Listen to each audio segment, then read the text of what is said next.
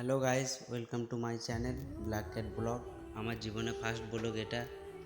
আমার অনেক দিনে স্বপ্ন ছিল একটা চ্যানেল খোলার, যেখানে আমি সবার পাশে দাঁড়াতে চাই।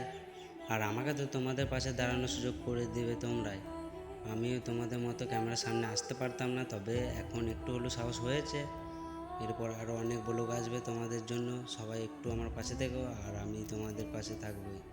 আমি জীবনে যদি কখনো সাকসেস হয়ে যায়, আমি তোমাদের পাশে থাকবো। আর বেশি না বলে ব্লগটা বড় করছি না। দেখা হচ্ছে নেক্সট ব্লগে। টাটা, সবাই ভালো থাকবেন আর শরীরে খেয়াল রাখবেন।